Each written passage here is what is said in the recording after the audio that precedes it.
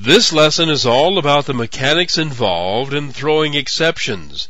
You can throw them yourself in your own code, and some are thrown by the system. And you have to handle checked and unchecked exceptions differently. Let me start with a simple example. The main method creates an instance of itself. Then it prints this line stating that it's about to call the method of the class. Then it calls the method and then finishes up by calling a line stating that it has called the method. The method first prints a line that it's about to perform a division operation. Then it divides the number 5 by 0. And you know that won't work. But after the division, another line is printed that the division has been completed. Now, here's what's going to happen when this program is run. The first print statement in the main line will output a line of text. Then the method will be called, and the second line will be output, the first one in the method. Then comes the division by 0. At this point, the system will throw an exception, which means that the current location of execution is abandoned, and the exception causes an immediate return from the method. The second print line of the method then doesn't happen. In the main method, the divide by 0 method comes back with an exception. The exception isn't handled here either, so the throw continues. It's thrown to the caller of the main method, which throws it smack into the Java virtual machine where it's handled. The program has been exited and is no longer running, but the exception is still in the hands of the JVM, which displays its contents. It looks like this.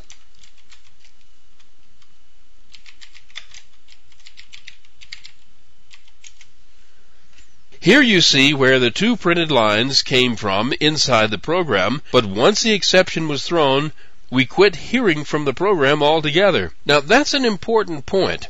Once an exception is thrown, nothing else happens in your program unless you specifically do something about it. Exactly what you can do is shown in the next lesson. The information held inside the exception is quite useful when it's printed out this way. The top line here explains the reason for the exception being thrown by including the class name of the exception object itself. If you don't know, you can look up the name in the documentation, and it will tell you why this particular exception can be thrown. The next line tells you exactly where the exception was thrown. It came from line 12 of throwing1.java. The rest of the lines are a full traceback of how the program got there. Here, let me show you.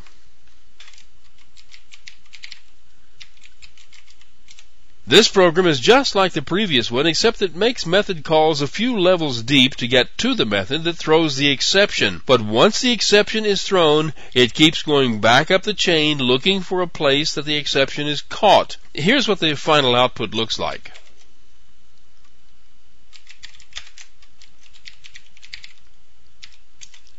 There you see a complete list of the method calls. In a large program, this list can get quite long, but it can be very valuable in debugging. Lots of times you'll see some system methods listed in among them, but it always ends up where the actual exception occurred.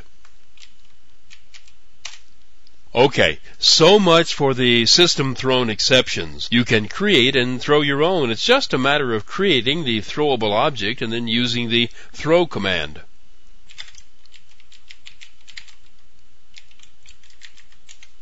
Here you see where the new throwable object is created. All of the exceptions have constructors that allow you to specify a string description of why the exception was thrown. Now this one is claiming that it's being thrown because of a divide by 0, but that never actually happens. You can throw an exception anytime for any reason. And once it has been created, you can throw it with a single command. Now actually there's no need to store the address of the throwable in a reference this way. Usually they're thrown as they are created, and I'll show you that here in just a bit. Right now let's just run this program.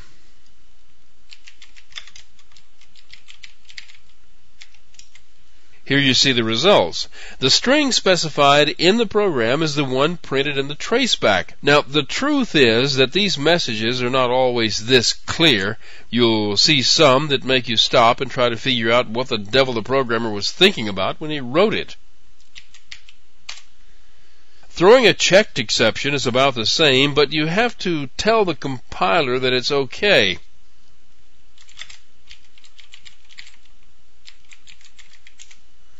Now this class has a method that throws a checked exception. That is, the compiler checks and makes sure that you either catch it or that you pass it on up the chain for the next guy to catch it. Here is where the exception object is created and thrown. This is the exception that's normally thrown when an interruption occurs, but I'm just using it as a demo of throwing a checked exception. Look right here. Because the exception is not being caught in this method, it is being thrown to its caller. But it's checked by the compiler, so you have to specify that this method may throw the exception. But the main method doesn't catch it either, so it will throw it. But this is a checked exception, so it must be declared that this method may throw such an exception.